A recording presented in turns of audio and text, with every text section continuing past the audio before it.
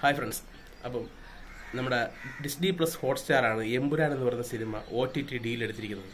നമ്മളെല്ലാവരും പറഞ്ഞുകൊണ്ടിരുന്നു Amazon prime വന്നു 75 കോടി ഓഫർ ചെയ്തു, വേണ്ടെന്ന് പറഞ്ഞു, കൊടുത്തില്ല. 75 കോടിക്ക് നമ്മൾ കൊടുക്കൂല, അത്രയും വലിയ ഒരു സിനിമയാണിത് എന്ന് പറഞ്ഞ് പൃഥ്വിരാജ് വേണ്ടെന്ന് വെച്ചു എന്നൊക്കെയാണ് നമ്മൾ അറിയാൻ സാധിച്ചത് നമുക്ക്. എന്നാലിപ്പോൾ ആമസോൺ പ്രൈമും ഇല്ല, നെറ്റ്ഫ്ലിക്സും ഇല്ല, ജിയോ ഹോട്ട്സ്റ്റാറാണ് ഈ സിനിമയുടെ OTT അവകാശം നേടിയത്. അപ്പം നിങ്ങൾ വിചാരിക്കും ജിയോ ഹോട്ട്സ്റ്റാർ ഒരു 75 കോടി രൂപ കൊടുത്തായിരിക്കും ഈ സിനിമയുടെ OTT പ്ലസ് സാറ്റലൈറ്റ് ഡീൽ, രണ്ടും ഒരുമിച്ചാണ് കൊടുത്തിരുന്നത്, OTT പ്ലസ് സാറ്റലൈറ്റ് ഡീൽ ചെയ്തിരിക്കുന്നത്. എന്നാൽ അവിടെയാണ് ഏറ്റവും വലിയ പരാജയം. അതായത് ഇപ്പോൾ വെളി വന്നിരിക്കുന്ന second best OTT plus satellite deal in Malayalam cinema എന്ന് വെച്ചാൽ മലയാളം സിനിമയിലെ രണ്ടാമത്തെ OTT പ്ലസ് സാറ്റലൈറ്റ് ഡീലിൻ്റെ കച്ചവടം. അതായത് ആദ്യത്തെ ഏറ്റവും ടോപ്പിൽ നിൽക്കുന്നത് ഇപ്പോൾ ഏത് സിനിമയാണെന്ന് ചോദിച്ചാൽ ദുൽഖർ സൽമാൻ നായകനായ കിങ് ഓഫ് കൊത്ത. അതായത് ഒരു പൊട്ടിയ സിനിമ, 50 കോടി രൂപ ബഡ്ജറ്റിൽ വന്ന ഒരു പൊട്ടിയ സിനിമ എന്ന് തന്നെ പറയാം. ആ സിനിമ പ്രതീക്ഷിച്ചത്ര ഉയരത്തിലെത്തിയില്ല. ആ സിനിമ പൊട്ടി എന്ന് നിങ്ങൾ പറയുന്ന കിങ് ഓഫ് കൊത്ത എന്ന് പറയുന്ന സിനിമയുടെ OTT പ്ലസ് സാറ്റലൈറ്റ് ഡീൽ എന്ന് പറയുന്നത് 40 കോടി രൂപയാണ്. അതാണ് ഇപ്പോഴും ആദ്യത്തെ ഇതിൽ നിൽക്കുന്നത്. അതായത് എമ്പുരാൻ ആ 40 കോടി രൂപ മറികടക്കാൻ സാധിച്ചില്ല. യഥാർത്ഥ 30 കോടി രൂപയ്ക്കാണ് OTT plus satellite deal Jio Hotstar സ്വന്തമാക്കിയതെന്നാണ് ഇപ്പോൾ അറിയാൻ സാധിച്ചിരിക്കുന്നത്. അപ്പോൾ 40 കോടി രൂപ കിങ് ഓഫ് കൊത്ത എന്ന 50 കോടി ബഡ്ജറ്റിൽ വന്ന് പൊട്ടിയ സിനിമയ്ക്ക് കിട്ടിയ ആ റെക്കോർഡ് പോലും എമ്പുരാൻ 250-300 കോടി രൂപ നേടിയ എമ്പുരാൻ മറികടക്കാൻ സാധിക്കുന്നില്ല എന്നാണ് നമുക്ക് അറിയാൻ സാധിക്കുന്നത്. ഇപ്പം മമ്മൂട്ടി ഫാൻസ് പറയുന്നത് എന്താണെന്ന് വെച്ച് കഴിഞ്ഞാൽ മമ്മൂട്ടിയുടെ വീട്ടിൽ തന്നെയാണ് ഇപ്പോഴും ആ റെക്കോർഡ്. 50-75 കോടി രൂപയ്ക്കൊന്നും ഒരു മലയാള സിനിമയും ഒരു OTT പ്ലാറ്റ്ഫോമും എടുക്കൂല. അഥവാ എടുത്തിട്ടുണ്ടെങ്കിൽ അത് ദുൽഖർ സൽമാൻ്റെ സിനിമ മാത്രമാണ്. ദുൽഖർ സൽമാൻ്റെ കിങ് ഓഫ് കൊത്തയ്ക്കാണ് അവർ അത്രയും വലിയൊരു ബിസിനസ് നടത്തി കൊടുത്തത്. അപ്പോൾ നിങ്ങൾ പറയും കിങ് ഓഫ് കൊത്തയുടെ ബിസിനസ് നേരത്തെ നടന്നതാണ്, സിനിമ ഇറങ്ങി കഴിഞ്ഞിട്ടല്ല നടന്നത്.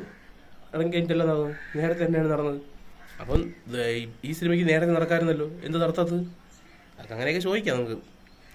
കിങ് ഓഫ് കൊത്തയ്ക്ക് കിട്ടിയ 40 കോടി രൂപയാണ് OTT പ്ലസ് സാറ്റലൈറ്റ് ഡീൽ എന്ന് പറയുമ്പോൾ അന്ന് ദുൽഖർ സൽമാൻ ഈ മാർക്കറ്റില്ല, ഇത്രയും വലിയ മാർക്കറ്റില്ല. കാരണം തെലുങ്കിലും ഇതിലൊന്നും ഇത്രയും വലിയ മാർക്കറ്റില്ല. കാരണം അന്നൊന്നും നമ്മുടെ ഇപ്പോൾ ഇറങ്ങിയ തെലുങ്ക് സിനിമ ഉണ്ടല്ലോ, ലക്കി ഭാസ്കർ, അതൊന്നും ഇറങ്ങിയിട്ടില്ല. അപ്പം അതിനൊക്കെ മുമ്പെയാണ് ഈ ദുൽഖർ സൽമാൻ ഇത്രയും വലിയൊരു ഓഫർ ഉണ്ടായിരുന്നത്.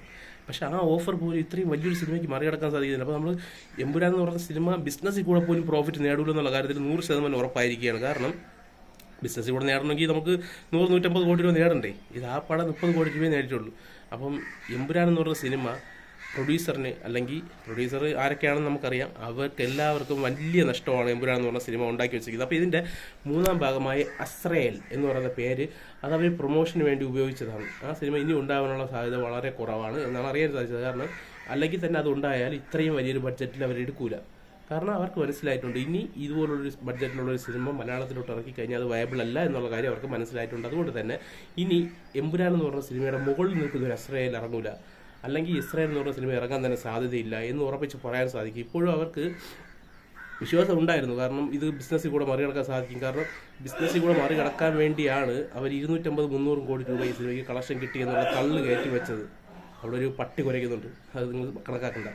അപ്പം 250-300 കോടി രൂപ ബഡ്ജറ്റിൽ കളക്ഷൻ നേടിയ ഈ സിനിമ വലിയൊരു ഡീല് OTT നടക്കുമെന്നുള്ള രീതിയിൽ വിചാരിച്ചിരുന്ന എമ്പുരാൻ ടീമിന് തെറ്റി. അവിടെ അവർ ആ ഡീലൊന്നും നടത്തിയില്ല. അവർ വെറും 30 കോടി രൂപ. അപ്പം കിങ് ഓഫ് കൊത്തയ്ക്ക് കിട്ടിയ പൈസ പോലും ഇത്രയും കോടി രൂപ കളക്ട് ചെയ്ത സിനിമയ്ക്ക് നേടാൻ സാധിച്ചില്ലെന്ന് പറഞ്ഞു കഴിഞ്ഞാൽ അപ്പോൾ എന്തായിരിക്കും അവസ്ഥ? അല്ല, അപ്പോൾ കിങ് ഓഫ് കൊത്ത ആ ഒരു സിനിമ നല്ല പോസിറ്റീവാണ് നേടിയിരുന്നെങ്കിൽ ഇപ്പോൾ ആ സിനിമയുടെ റെക്കോർഡ് പോലും എമ്പുരാൻ എന്ന് പറഞ്ഞ സിനിമയ്ക്ക് മറികടക്കാൻ സാധിക്കില്ലോ എന്നാണ് നമുക്ക് അറിയാൻ സാധിക്കുന്നത്. കാരണം ഇനിയൊരു ദുൽഖർ സൽമാൻ സിനിമ വന്നു കഴിഞ്ഞാൽ മലയാള സിനിമയിൽ നല്ലൊരു പോസിറ്റീവ് റിപ്പോർട്ട് വരുന്ന ഒരു മലയാള സിനിമ വന്നു കഴിഞ്ഞാൽ എമ്പുരാൻ്റെ ഇതൊക്കെ കളക്ഷനൊക്കെ ഇത് മറികടക്കാൻ നല്ല രീതിയിൽ സാധ്യതയുണ്ട്. കാരണം ഇപ്പം ദുൽഖറിൻ്റെ മാർക്കറ്റ് എന്ന് പറഞ്ഞാൽ അങ്ങനെയാണെന്ന് നമുക്ക് എല്ലാവർക്കും അറിയാം. ദുൽഖറിന് ഇപ്പോൾ തെലുങ്കിൽ പോലും അതിൻ്റെ സിനിമ ഡബ് ചെയ്ത് തെലുങ്കിൽ ഇറക്കിയാൽ പോലും ആ സിനിമയ്ക്ക് വലിയ ഡിമാൻഡ് ഉണ്ടാവും. അപ്പോൾ അങ്ങനെ തന്നെയാണ് ഐ ആം ഗെയിം എന്ന് പറഞ്ഞ സിനിമ ദുൽഖറിൻ്റെ പ്ലാൻ ചെയ്യുന്നത്. കാരണം അതായത് കുറേ തെലുങ്ക് ആക്ടേഴ്സ് ഉണ്ട്.